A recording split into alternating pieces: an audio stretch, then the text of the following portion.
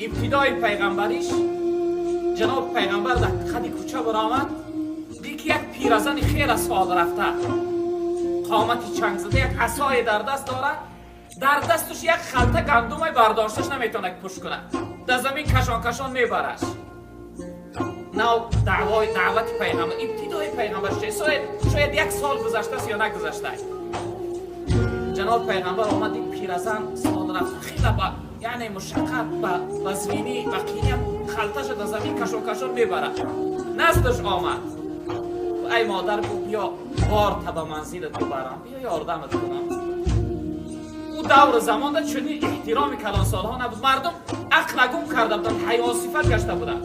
یگان کس پدر و مادر احترام نمیکرد، یگان کس کلان سالها را احترام نمیکرد، یاردم کنی نبود.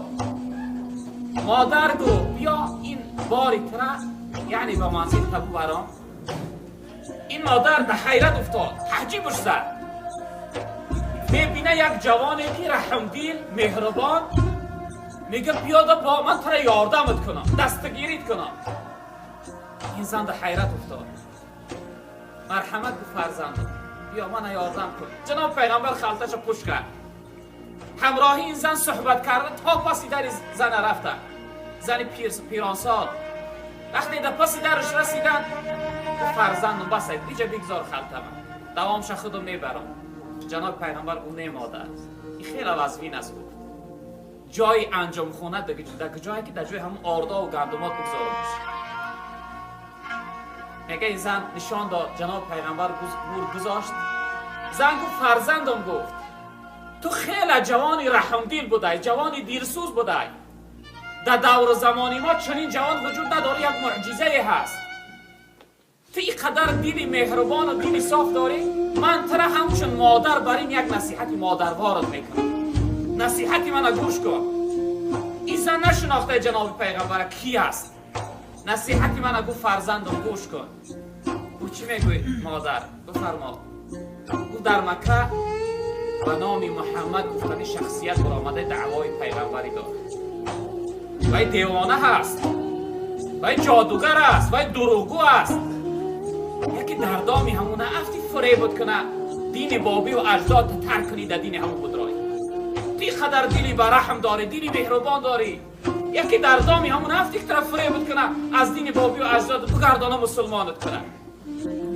جناب پیغمبر میگه کمی میلی تبسم کردن، دهان مبارک قفیدت.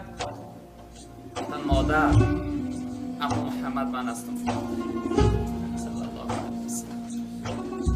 محمد من هستم. اما محمد میگوی دیوانه های، جادوگر های، اما محمد میگوی دروغگو های، اما من هستم. گفت اما یک دعوای پیغمبری داره، من هستم. مادر وقتی میگه چیزا شنید، در اصل یقین کرد که این یعنی اخلاق نبوت و رسالت است. عمیق کرد که این شخصیت رحمتا للعالمین است و فرستادشته الله رب العالمین است. زن میگه دیگر بیست و بیست خچه خبیده نتوانست و اشهد ان لا اله الا الله و انک رسول الله. شهادت میتونم که غیر از خدا دیگر خدایی وجود نداره و تو پیغمبری خدا هستی. غیر پیغمبر دیگر کس نمیتوانه که اخلاق داشته باشه. این اخلاقی تو اخلاقی ملکوتی هست، اخلاقی آسمانی هست. ذات تو را تربیت کرده است که در اصل مربی واقعی و حقیقی است. وقتی که اخلاق جناب پیغمبر دید دشمن است، در ابتدا تحقیر میکنه، بد میگوید، جادوگر میگوید، دروغگو میگوید، دیوانه میگوید. اما وقتی که اخلاقش میبینه تسلیمه که جانش فدا کنه، راضی هست که همه یعنی هستی او دارنده که فدا کنه.